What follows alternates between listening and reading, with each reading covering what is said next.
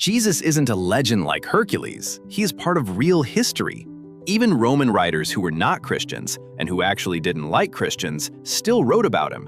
So if Jesus really lived, and if his followers were willing to suffer and die for what they said they saw, what does that really mean? Before we look at 7 historical facts about Jesus, let's understand why this matters. Some people think the story of Jesus is just a religious belief, not real history. And I understand that. If you're not a Christian, it can feel like faith means believing without evidence. But Christianity didn't start as a secret story. It began with public claims, real cities, real leaders, and real events. And the Bible itself is not afraid of questions. Sometimes, even if you don't see everything clearly, you are still called to believe. Here's my point of view. If you know the story of Thomas, one of Jesus' own followers, he didn't believe that Jesus had risen from the dead. He said he would not believe unless he could see and touch the wounds. When Jesus appeared to him, he said, "Blessed are those who have not seen and yet have believed." That verse doesn't shame honest doubt. It shows that faith and evidence can exist together. Luke, one of the gospel writers, said he carefully investigated everything so people could know the truth for sure. Let's look at 7 historical facts connected to real people, real events, and real eyewitnesses. But to understand this better, we need to go back to ancient Rome. And what we find there is surprising. Fact number 1. Roman historians wrote about Jesus. Most people think the only place Jesus is mentioned is in the Bible, but that's not true. It's the year AD 64. Rome is on fire. The fire starts in the crowded market area and spreads quickly through the city. Because many buildings were made of wood and packed close together, the flames move fast and burn for days. Much of Rome is destroyed. People are scared. They are angry. Some even start rumors that Emperor Nero may have started the fire himself, or at least allowed it to happen so he could rebuild the city the way he wanted. Nero needs the rumors to stop. He needs someone to blame. So he blames a small group, and this small group is the Christians. Then, a Roman historian named Tacitus later wrote about this fire. He was not a Christian. He did not support Christianity. In fact, he spoke badly about Christians. But while explaining why Nero punished them, Tacitus mentioned Christus. That is the Latin name for Christ. He wrote that this man was executed under Pontius Pilate during the rule of Emperor Tiberius. Tacitus was not trying to defend Jesus. He was just recording Roman history. This is important because it shows Jesus was not only mentioned inside the Bible. A Roman historian who did not believe in him still wrote that he was executed. That means Jesus was known as a real person in the 1st century. He was not a made-up story created many years later. And if that is true, then we are not talking about a myth. We are talking about a real man in real history. But here's the bigger question. If Jesus was just another man who was executed by Rome, why didn't the movement end right there? That's where the next fact becomes even more interesting. Fact number 2. Jesus was crucified under Pontius Pilate. So, can you imagine being there that day at Jesus' execution? Jesus is standing in front of a Roman governor. His name is Pontius Pilate. He has been arrested, beaten, accused of causing trouble. The crowd outside is loud. Some are angry. Some are shouting for him to be killed. Pilate has the power to release him or to send him to the cross. And in the end, he chooses crucifixion. Now understand something. Crucifixion was not just death. It was public, painful, and it was meant to humiliate you in front of everyone. It was Rome's way of saying, this person is nothing. That's how Jesus died. Almost all historians agree on this. Jesus was crucified under a Roman governor named Pontius Pilate. This is not only written in the Bible. Roman writers and Jewish writers also say that Jesus was executed. Pontius Pilate was a real person. In 1961, archaeologists found a stone with his name written on it in a place called Caesarea. It's like history leaving proof behind. So we are not talking about a made-up story. This happened in a real place, under a real Roman leader. Let's take a moment here. So, have you ever thought about this?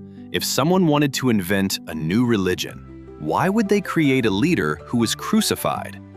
In that time, when someone was crucified, their story was supposed to end.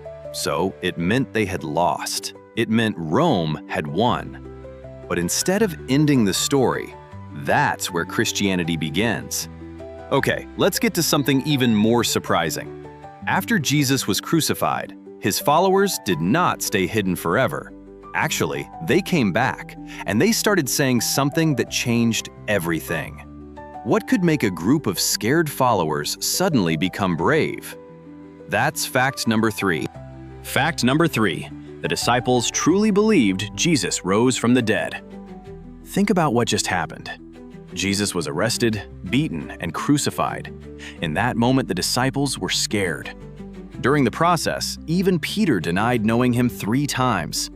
When Jesus was taken away, they ran. They hid behind closed doors because they were afraid they would be next. That's how the story looked.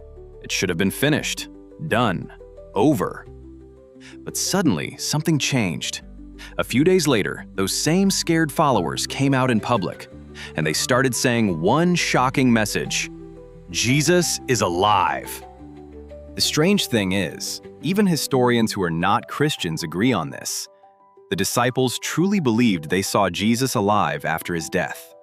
Now, people may disagree about what actually happened, but most scholars agree on one thing: the disciples were convinced. They didn't say, "We believe in his memory." They said, "We saw him."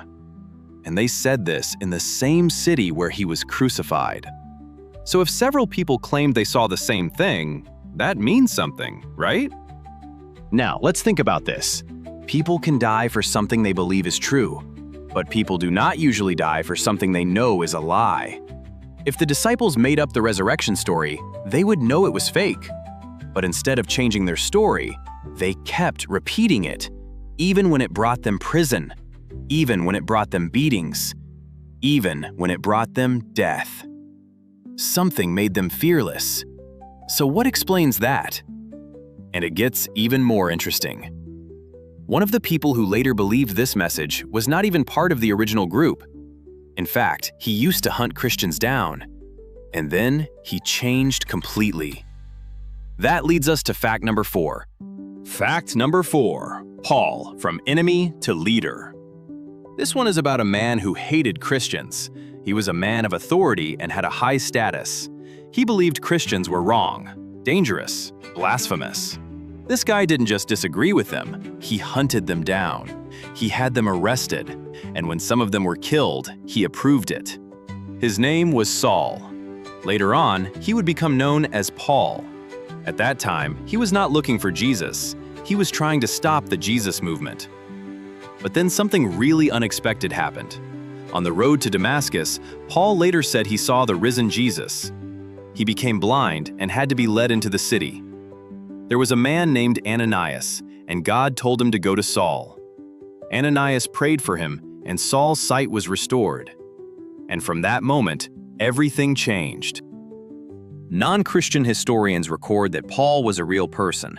His letters are some of the earliest Christian writings we have. And in his own letters, Paul admits that he used to persecute Christians. But after his experience, he became one of the strongest leaders of the Christian movement. He traveled across the Roman world. He was beaten. He was imprisoned and shipwrecked. He even talked about having a thorn in the flesh, something that caused him ongoing suffering. He went through many hardships, and eventually, he was executed. All of this was because he believed he had seen Jesus and wanted to spread the truth. Let's see the whole picture here. People sometimes die for something they grew up believing. But Paul did not grow up believing in Jesus as Lord. Actually, he was against it. So why would someone switch sides like that? Why go from hunter to be hunted? I mean, why give up power, safety, and status? So something strong must have convinced him. And whatever it was, it changed his whole life. So, Paul was not the only one saying Jesus was more than just a teacher. Very early on, Christians were doing something shocking. They were worshiping Jesus as God. This brings us to fact number 5.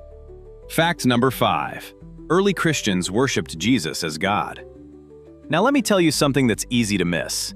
This didn't happen hundreds of years later. It happened very early. Check this out. Christians were a small group. They had no power, no army, and no protection. They were not famous, and they were not respected. And yet, they would wake up early in the morning. They would gather quietly in homes, and they would sing. Not just songs about Jesus. They sang to him, prayed to him, and worshiped him. This was not like honoring a good teacher or a prophet. They treated him like God, and that was a big deal. Let's talk about a Roman governor named Pliny the Younger. He was a Roman official who governed a region called Bithynia, which is in modern-day Turkey. He wrote many letters to the Roman emperor about problems in his area, including how to deal with Christians. He was not a Christian. He actually questioned Christians and punished some of them. In one of his letters to the Roman emperor, he wrote that Christians met early in the morning and sang hymns to Christ as to a god. That means very early on, Christians were already worshiping Jesus. This was not something added hundreds of years later. It was there from the beginning. Here's what makes this shocking. These were not people from another religion. These were strict Jewish believers. And suddenly, they are praying to a man they saw crucified. So something had completely changed their understanding of who Jesus was. And remember, this happened very early, not after legends had time to grow. This is right after the crucifixion. So the question is, why were they so sure? Okay, from that point, it gets even harder to ignore. Because this belief didn't make their lives easier, it made them targets. This leads us to fact number 6. Fact number 6. They suffered and died for this message. Let's talk about what this belief cost them. Peter was executed in Rome. He was crucified upside down because he didn't think he deserved to die the same way as Jesus. James, one of Jesus' closest followers, was killed by the sword. Paul was imprisoned many times, beaten, and later beheaded. Some early Christians were thrown into arenas. Some were burned. Some were fed to wild animals. This was not just one accident or one bad day. If you look closely, it was a pattern. Following Jesus was dangerous, and they knew it. Look at how Christians were treated. Roman writers like Tacitus wrote about Christians being punished. Then Pliny the Younger questioned Christians and had some executed if they refused to deny Christ. Early Christian writings talk about leaders like Peter and Paul dying for their message. We may not have full details for every disciple, but we do have strong evidence that many early leaders suffered and were killed. And here's something important. They did not all die the same way. They died in different places and at different times, and each of them suffered in a different way. And it was all for one message, that they had seen Jesus. Imagine this. They were separated by distance, and they suffered in different places. They could have stayed quiet, knowing the risk, but none of them changed their message. That consistency is hard to explain. This part is also incredible. This small, hunted group did not disappear. Instead, it grew, and it spread across the Roman Empire rapidly. How does a persecuted movement become unstoppable?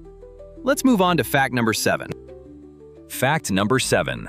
The movement did not die. It grew. Now let's step back and look at the big picture. So we know now that Jesus was executed and his followers were hunted, some imprisoned, and some were killed, right? This should have been the end of the story. All of that action should turn off all of the movement. That's how movements usually die. When the leader is gone and the pressure is strong, people quit. But that's not what happened here. Instead, the message spread from Jerusalem to Judea to Asia Minor to Rome itself. And within a few centuries, Christianity had spread across the Roman Empire, the same empire that tried to crush it. And even now, it's all over the world. Okay, so here are the simple facts. Christianity began as a small Jewish movement. They didn't have a big army, nor political power, and no money.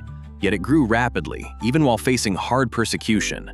By the early 4th century, Christianity had become strong enough that the Roman Emperor Constantine legalized it. The movement that was once illegal was now accepted across the empire. It matters because it shows that the strength or the foundation of Christianity was something deeper, something spiritual. When it should have ended because of hard times, it grew instead. If it had been a lie, it would have faded much more easily. So let's ask ourselves, what made it unstoppable?